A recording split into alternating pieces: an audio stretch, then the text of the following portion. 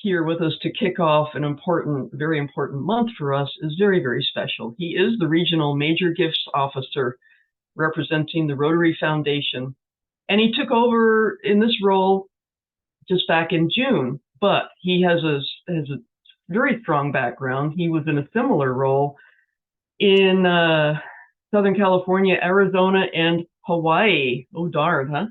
I bet you visited those clubs as often as you possibly could.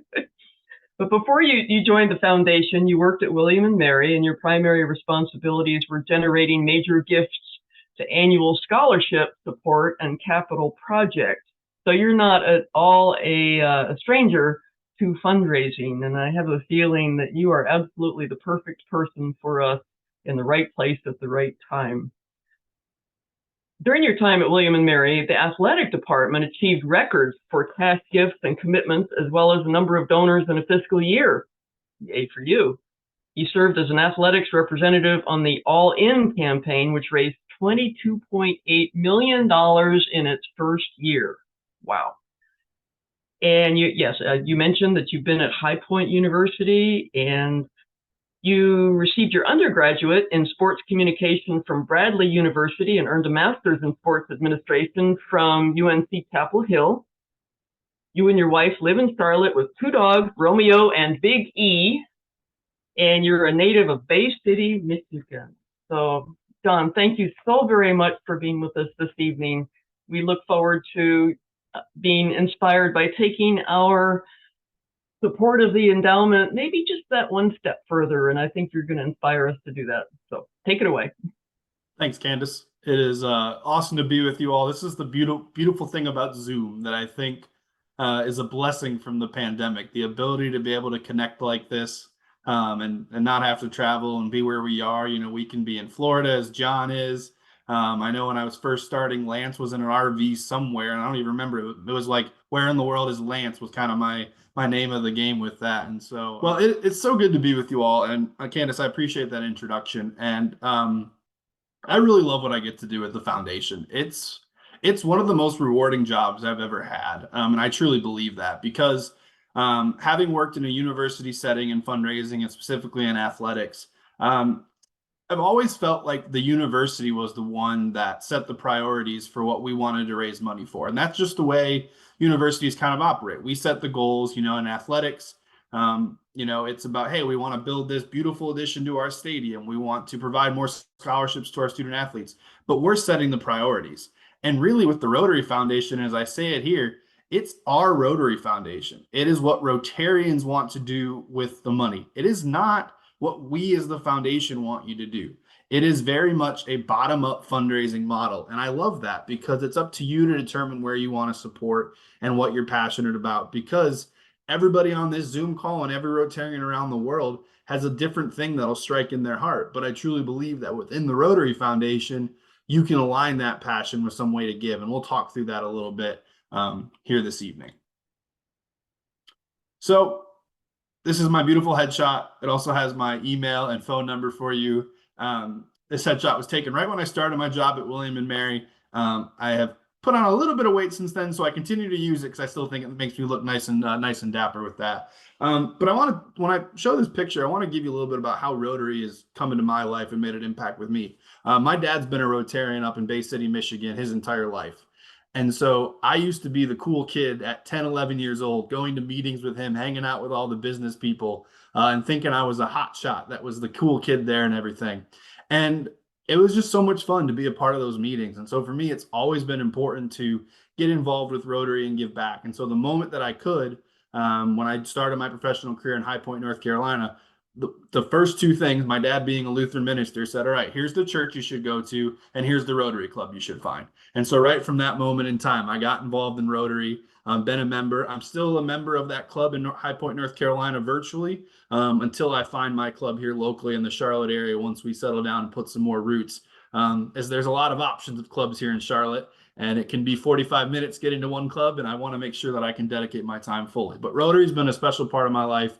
And it's now really fun to be able to give back in this way as a major gifts officer and working one-on-one with donors to help them achieve their philanthropic goals. There's nothing more rewarding than that, to be able to do that. So I want to touch on a little bit more about what exactly is it that I do in my role as a major gifts officer. So as I just mentioned, my number one goal is to work one-on-one with donors to help them achieve their philanthropic goals through the Rotary Foundation. That's the bread and butter of what I get to do on a daily basis. And it's my favorite thing because no one conversation is the same. And it's so fun to talk to so many different Rotarians and figure out what they're passionate about and how they can support that through the foundation. But the second piece of the job that I do is I work with district leadership, the volunteers that make our work so essential to what we do in the foundation. It's so fun to work with them to talk about some strategies. Let's talk about some goals because the power of Rotary is our relationships on that local and district level.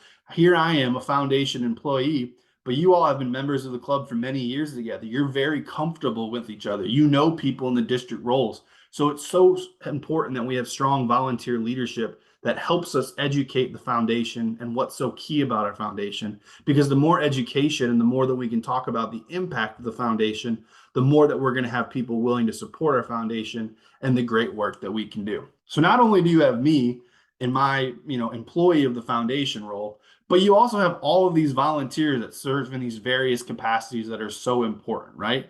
So I'm an employee of the foundation. It's my job to work one-on-one. But as you well know, our foundation is very, very smart with how we spend our money. And one of the reasons we're so smart with how we spend our money is look at all of these positions on here. The only ones that are paid employees of the foundation are the staff members on the left. Everybody else in leadership roles in the district and in clubs are volunteers dedicating their time.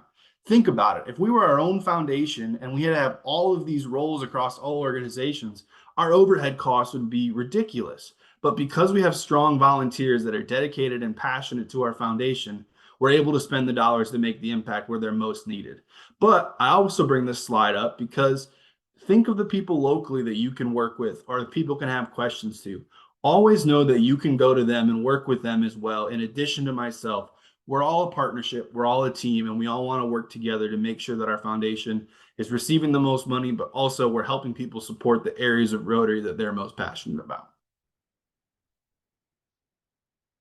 Now, I think it's always fitting that when we change our theme each year for the Rotary year, it always fits really well into the foundation. I thought Jennifer's theme last year of Imagine Rotary was so spot on because it really allowed all of us to think about imagine how we want to support Rotary. Imagine what we want Rotary to be in the future. Imagine how I can support the Rotary Foundation. But with Gordon's theme of creating hope in the world, I think this really hits at the iota of what we do each and every day through Rotary. We create hope in the world, whether it's in our local communities with the local projects we're doing, or whether it's through a basic education and literacy grant in a part of the world we will never meet. We are creating hope in the world each and every day. And it's so powerful that when we make that impact of whatever we're doing, we're providing that person with hope. And the more that we can provide people with hope through Rotary and the Rotary Foundation, we're going to make the world a better place. And I think as long as we keep that at the center of what we're doing, more hope will be there. And when there's more hope in the world, there's more positivity, there's more peace, there's more people working together. And so I think this theme of creating hope in the world is what we do as Rotarians, and it's what our Rotary Foundation is there to do. It's there to provide the resources and the tools to Rotarians to go out and create hope in the world. Now, at the crux of what we are as the foundation, this is really our mission statement. The Rotary Foundation helps Rotarians advance world understanding, goodwill, and peace by improving health, providing quality education, improving the environment, and alleviating poverty. This sums up what we do. But when I read this sentence, what stands out to me is the Rotary Foundation helps Rotarians. The Rotary Foundation is there to be the vehicle for Rotarians to go out and make the impact where they want to make the impact. It truly is our Rotary Foundation. The Rotary Foundation exists to be the fuel to provide the resources to make the impact where you want to see it fit.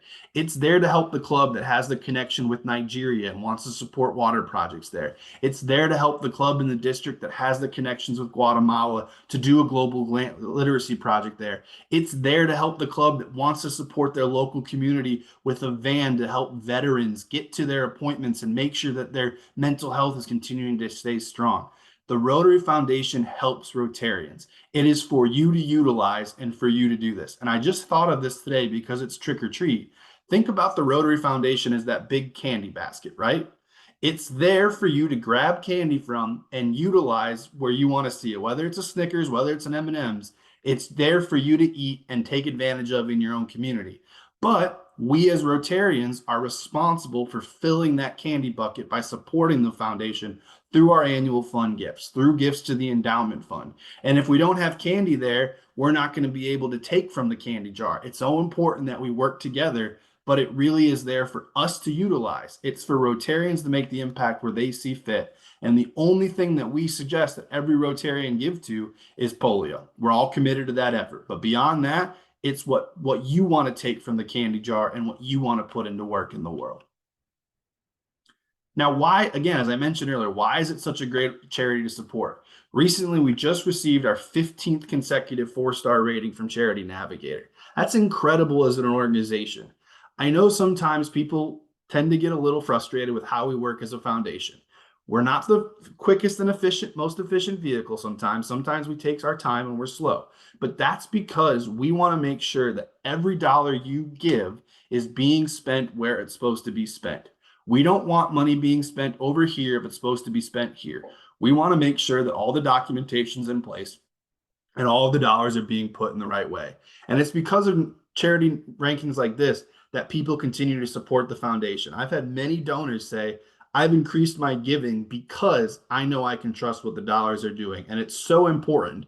Just as you see, TripAdvisor top 2022 restaurant on the doors of restaurants, and you're like, oh, I may want to check that one out because of the high rankings. Charity Navigator ranking is so important in that way as well. And before we talk a little bit more about the foundation, I want to talk a little bit about the success we had last year overall. So last year as an organization, we raised $427 million.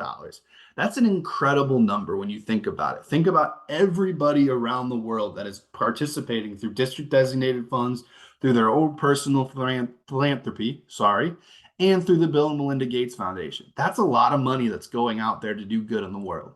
But one statistic about this that we found, and my job as a major gifts officer, really makes me feel proud of the people that have really invested their time and resources in the foundation.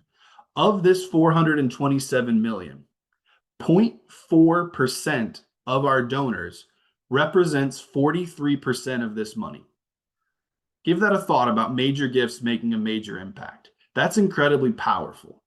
But I also look at that in the reverse, that without the other 90% of our donors continuing to give what they can give and be a part of the overall puzzle, we wouldn't be able to do this success. So everybody plays a role in our foundation giving, no matter if it's a major gift, no matter if it's an estate commitment. Everything is so important to what we do as an organization, and every gift plays a part of this 427 million.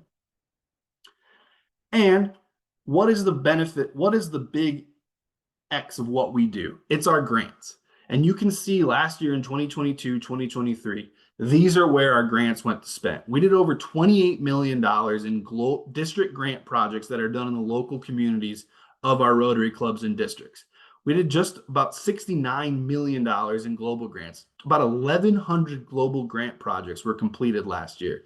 Think of how many lives were touched through that.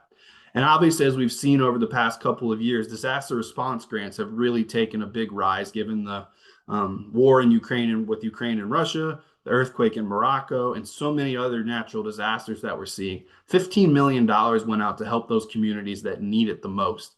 And then our big program is Scale Grant, almost $2 million are there. These are your Rotary dollars in action. This is what it's doing to go out there and change the world. And if we take a look at a little bit more historical, you can see this here. This is where the majority of our global grants are being funded. Obviously, as many of us know, disease prevention and treatment has been one of our top priorities for many years, given our involvement with polio. But you can see that water and sanitation is also really high up there in terms of where we spent our global grant dollars. And our newest one, the environment, is continuing to gain steam and work through it as well. But I love showing this because it shows you where your dollars are in action. And the one thing that you should think about is every gift that you make to the foundation is being put into action somewhere. So whether you think about it coming back to your district through annual fund share, part of that gift is going out to the World Fund. And the responsibility of the World Fund is to provide the matching dollars for global grants around the world. And I had someone say that to me one time, and I was like, that's a brilliant way to think about it. Every gift you make to the foundation is going out there in the world to make an impact in some community, even if you aren't there to see it, because we trust that Rotarians are going to be out there doing the good work of Rotary wherever they are. Now, I also always love highlighting certain global grants because I just think it's important for us to know what exactly are some of the great global grants that are going on. This is one of my favorite global grants to highlight. It's the Guatemala Literacy Project. This global grant has been going on for 25 years. It's wild when you think about how it started as this small project and how it has become this sustainable initiative that has taken over and allowed for so many Rotary clubs to participate all around the world. More than 800 clubs and 90 districts have somehow donated money or participated in this project in some way. And over the 25 years, more than 278,000 students have been served through this project. That's an impressive number when you think about it. And this is Rotary in action. This is Rotarians partnering together around the world to say, we want to help this community and we want to make an impact. We've helped teachers, we're helping students, and this is just the bread and butter of what we do on a global grant. But when we think about district grants, we have to think about money that comes back to you locally in your clubs for you to spend. I love what you all do on social media and on your club website because you make it very clear. This was a district grant money that came back to us for us to be able to do this project. So if you have people out there that say, man, that Rotary Foundation money, it's never going to come back to me for us to spend in our community, you can tell them, no, look at what we've done here. Look at what we're doing with the Mary and Martha services, with McCormick Elementary, and with your little free library. These are your Rotary dollars in action right here in your local community that you all get to spend. How many other organizations have you been a part of where you give to the charity and that money comes back to you for you to have the decision of how you want to spend it? It's a short list, and I think the Rotary Foundation is probably one of the few ones out there. Now, I showed you 427 million. Some of you may have heard this already. Our trustee chair, Barry Rassin, has set a goal of $500 million for us this year. It is a very large goal, and it's the largest goal we've ever had in the history of Rotary. It's going to take all of us. It's going to take every single person deciding, can I give $25 more? Can I give a little bit more here? But if we're able to raise $500 million, think of all the impact that we just talked about. Think of all the good that we can do in the world. When we raise more, we can do more in the world. And when you think about a statistic like this, my jaw dropped when Trustee Chair Barry shared this fact. 80% of Rotary members make no contributions to the Rotary Foundation. That's about 1 million Rotarians that aren't making a gift at all to the foundation. If we had all of those people give at least $25, that would be an additional $25 million that we could do doing good in the world. It took me a second to think about that, but Barry said it and I believe him. 80% of Rotarians aren't giving to the foundation. So it's on us to educate our peers and our colleagues to make sure they understand the good that the foundation can do around the world and in their local communities.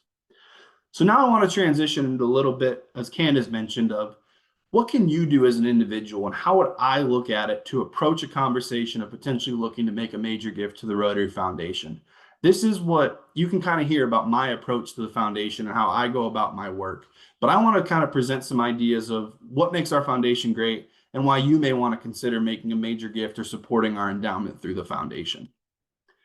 One of the best things about our foundation, in my opinion, is that we value outright gifts that you make today and commitments at almost the same level. We really understand the importance of those people that are supporting us with future gifts and are those that are supporting us with outright gifts today. So really, the first question when you're thinking about making a gift to the foundation is it important for me to see my gift in action today through an outright gift? Or am I okay trusting future Rotarians to use that money to support something they're passionate about or I'm passionate about in the future? And either way, it's a great way to support our foundation, and we're here to help you with that. The next most important piece, and kind of what I think is the most important piece of the puzzle, is what's important to you? Where do you want to give your money to support the Rotary Foundation? As you can see on this slide here, we have lots of options that are available. And you're going to say this. I say this all the time, and people always say, John, you're the fundraising guy. Of course you're going to say that. There's no wrong way to give to the Rotary Foundation. Wherever you want to give, where your heart believes, it will do good in the world. And we at the foundation will appreciate what you're doing, because all of these together make a difference out there in the world. If we don't have access to clean water for people, they're never going to be able to get solid education. If they don't have basic disease prevention and treatment, they're never going to be able to. Everything ties in together, and it's all important about what we do. So really, it's about figuring out, what am I most passionate about within Rotary, and how do I want to support the foundation to make an impact going forward in the world? Now, the most basic way that people support is through annual fund share. I always like to share this slide because it's important for people to understand how those dollars go to work. When you make a gift to annual fund share, it goes up to Evanston, it's invested for 3 years, and then it's split. Part of it goes to the World Fund to go out and support district grants. And then the other part, the global grants, my apologies, and then district designated funds are what come back to your district to support some of those district grant projects that I highlighted on the previous slide. That's how annual fund share works. So every gift you make is being put into action either in your local community or around the world. And this is on an annual basis, comes back in 3 years, and it's there for you to do it. But another way to support the district in perpetuity is through endowment fund share. Essentially, this is annual fund forever, is kind of the way that I look at it. When you make a gift to endowment fund share, we invest the principal, and then the earnings from that fund are calculated. Part of it goes to the World Fund, and part of it goes to district designated funds. So when you think about the annual fund share, if it's important for you to continue to support your district, endowment fund share is a great way to support your district in perpetuity. Essentially, when you think about it, a $25,000 gift that's made to the endowment can yield approximately $1,000 in spendable earnings for Rotary programs every year. And as Rotarians, we love our $1,000 a year number, right? That's what gets us Paul Harris Society and Paul Harris Fellow. So if you were to do a named endowed fund, you essentially could be a Paul Harris Fellow forever, where your dollars would continue to be out there making an impact in the world for the cause that's so important to you. And I've been talking a lot about the endowment. You might say, John, why is this important? Why is the endowment so vital? Well, we have set a goal at the foundation that we want to raise $2.025 billion in our endowment by the year 2025. Why is this number important? Because when we achieve this goal of $2.025 billion, we will have $50 million a year in earnings out there doing good in the world that we don't have to raise every year. That's $50 million that's already going to be out there in our district supporting our global grants, that's going to be there in the world doing good.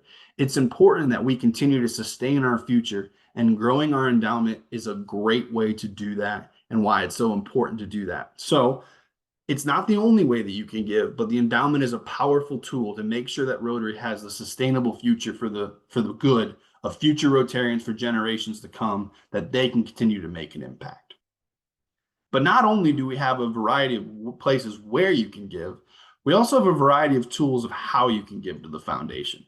You can see all of them on this slide here. There's a lot of ways to give. But the best part about this is I'm here in a capacity to help walk this through with you and figure out what works best for you. Is it giving us cash? Do you have some stocks that you've been holding on to for quite some time? And if you were to sell them off yourself, you'd have to pay capital gains on. But if you give it to charity, through like the Rotary Foundation, you avoid those capital gains and you're making an impact in the world. We're also seeing a higher use of IRAs from donors recently.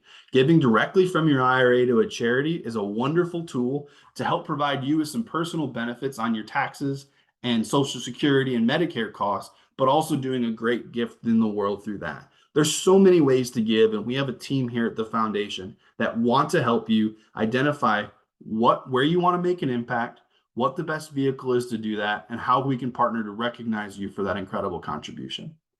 We recently just released a new endowment fund video, and I'm hoping that it'll work. Candace, fingers crossed here on this one. I just want to show you a little bit more about the endowment fund in action. This video just got released this month. Some of you may have got an email about it already, but we're going to give this a shot and see if it works. So fingers crossed, everybody. Your legacy is Rotary's promise. Making a gift to the Rotary Foundation endowment is like planting an apple tree that grows to provide fruit year after year, to continue the impact of your annual gifts forever. Rotary is able to protect your legacy by responsibly investing your gift and spending only a portion of the earnings each year, so your gift can grow and provide more to the programs that mean the most to you. Your Rotary legacy is defined by how you want to change the world. Your legacy can be clean water, peaceful resolution to conflict, prevention and treatment of disease, healthy mothers and babies, a chance at an education, a healthier environment, thriving local economies, resources for priorities in your community, or all of these things through the power of Rotary. Thank you. Perfect. And with that, I will take any questions. Wow. Well, I know that there's going to be some conversation, but the first thing I want to say is I think I just want to run down the street and talk to my lawyer with my will in hand. That's as I said, there's no wrong way to give to the foundation. Yeah. So if that works for you, we're happy to do that. But the other thing, and I just applaud you. Number one, the passion. You live this. This isn't a script for you. It is who and what you are, and that just comes across so beautifully. And the other thing is, thanks for the shout out. You clearly do your homework before you talk to one of us, and to see our slides up there, that's pretty cool. So thank you. I will say the only reason I'm able to do that is because you're promoting it on your social media and you're talking about district grants. Promote it, brag about it, talk about what you're doing, because that's the only way we're going to show the good we're doing. All right, thank you. Okay, I think Lance, you had your hand up. Yes, Candace, I did. Thank you very much. John, what's wrong? You're good. Okay, can you hear me now? Okay, good. Anyway, thank you, Candace, and John, outstanding presentation. Thank you so much. My question is, can you explain a little bit more about the programs of scale grants? I'm just interested in that. That seems like a new type of thing. It's been new in the past few years, Lance. You're right, and it's a more stringent process, and it's really us working to identify one large project that we're trying to support at a higher scale. So the most recent one was done in malaria, done trying to address malaria in Africa, and that was the big thing. So essentially, it's a more stringent process, and we allow a lot more work and detail to be put in. And it's up to we take very strong applications, and it's highly competitive for our board of trustees to make that decision. And Lance, honestly, it's something I'm learning a little bit about too, having been in the foundation. But I can tell you that it kind of takes, I don't want to say it's a global grant on steroids, but it really takes a global grant and puts it at a higher scale. When you think about a global grant, we're typically funding those anywhere between $30,000 to about $100,000, depending on the funding. And a program of scale grant is receiving about $2 million in funding from the foundation. So it's really taking our global grants to a higher level. And Lance, I will follow up with some more information about the malaria grant that was just done and our more recent one. It is a very new concept to me and to all of us at the foundation, but I think it's going to grow over time where we can tackle issues on a larger scale and kind of maybe shape the future of what we may want to tackle as an overall organization. Thank you very much. Appreciate it. Hey, any other comments or questions for John? I have a question, and that relates to investing the funds that are contributed. And have you seen any trends, particularly in the last just 2 or 3 years, in terms of balance of the overall portfolio, domestic versus international, or different, just different trends from maybe what we saw 5 or 10 years ago? Yeah, I'd have to get with our chief investment officer and get that information, Candace. I don't know the ins and outs of where we invest our money. I will say that when it comes to investments, we have a committee of our trustees that really work with the chief investment officers to make sure that we're investing right wisely. Obviously, as everybody knows, the markets haven't been as strong lately, right? And we haven't been able to avoid that completely, but we do spend money wisely. So for example, if you think about someone's endowed fund, if they establish that fund and it started to perform poorly, we aren't going to continue to spend the earnings off of that fund until it starts to be performing better. So that's one tool that we utilize to make sure that if the investments aren't doing well, we have that. But Candace, I'll look up some more information on exactly how we diversify our money. That's the little bit of the sausages that I don't know all the bit about. I just trust that our chief investment officer is doing well with it, but we do keep an eye on it. We are making adjustments to it all the time. And we're always making sure that we are spending money when we can and not just spending money to spend it. We want to make sure our funds are performing well before we spend the money that's in there in the earnings of it. Lene. Yes, John, this is just really for my, probably everybody else knows the answer to this, but you said something just a second ago. So the foundation, is there a difference between the foundation and operational funds? I mean, you talk about, people give for outright gifts, and then you talk about the endowment. So are there two, I mean, just curiosity, are there two different funds within the foundation? So we have, for every gift so let's look at that annual fund gift, for example, right? A portion of that goes to the World Fund. A portion of that goes to district designated funds that come back to your district. And then the other gap that isn't used goes back to our operational costs. So we do have money from gifts that are coming back to us for our operational costs of the foundation, but it's just 5%. So we spend the majority of it out there. So yes, you are right. Part of the gifts do come back to the operational, but as I mentioned, we keep that very low because we have such strong volunteer support in our organization. We're able to put the majority of that money back out into the Rotary clubs for them to do the work. Does that answer your question? I have one about that 80% figure, and it fascinates me, obviously, and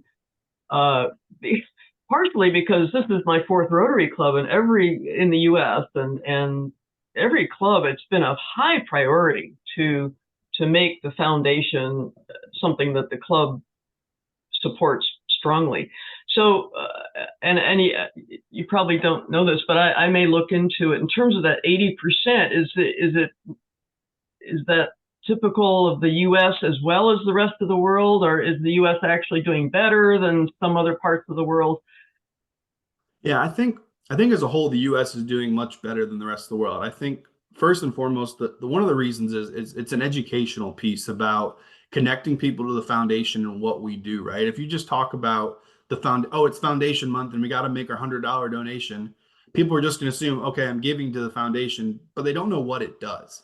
And when you connect someone to what it does and the impact, that's when it takes it to a higher level. When someone's able to take the foundation from, well, Rotary is just my local club, to look at what Rotary does around the world, that's what it takes people to. So that's one of the things, Candace, that we're all working on in our roles, is how do we educate people more on the foundation and what we're doing. I do think you're right, Candace. I do think philanthropy around the world, because we are a global organization, is viewed differently. I do think the United States we're a very philanthropic country. We believe in giving back and supporting. In other countries, that's not as much of a priority. And so that is a bit of a challenge to get people to understand that a little bit and work with it that way. But also there's just a lot of different things that people do. And also in the United States, we do have some competing thoughts with it, right? Some of our clubs have club foundations, which is a very good tool for people to make an impact in their local community. But it's very important that when people talk about their club foundations, we separate that. We say, okay, we're talking about the Rotary Foundation, which is not our club foundation. You got to get people to understand the differences between the two, because if you just say we're giving to the foundation, people don't know what the difference is. And we got to educate them on that too. So there's a variety of factors, Candace, but it's very important that we get people to participate and start to give and start to understand what the foundation can do. Thank you for that.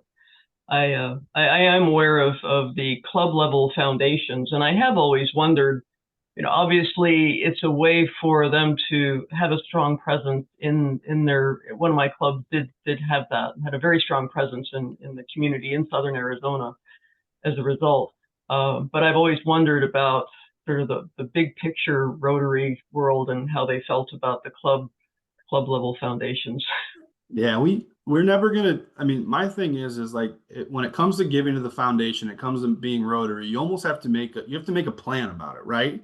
And you have to think about, okay, like, when I give to Rotary, we're gonna have our local fundraisers that I'm gonna have to give as a part of our club. But I want to make my contribution to the foundation. If I have a club foundation, it's all about making it a part of the whole philanthropic plan that you may have, as opposed to just trying to look at it as one thing. And that's the way I try to talk about it, because I think for us at the foundation to talk negatively about club foundations would be ill. It's not what we should do, because they do make a good impact in the local community, and it's important as Rotarians that we do make an impact in our local communities, and go with that. So I think we support them. We just want to make sure that people understand that they are separate from us at the Rotary Foundation, and that when they make a gift to that, they aren't expecting recognition from the Rotary Foundation and their Paul Harris Fellow pins and all of the goods that come with that. We do have to separate them a little bit. Thank you very much for that clarification. We'll be winding up here in a few minutes. Does anybody have any other questions or comments for John? Okay. Well, one of the things we do, John, is we honor each one of our speakers. We're not going to mail you a pen or a mug.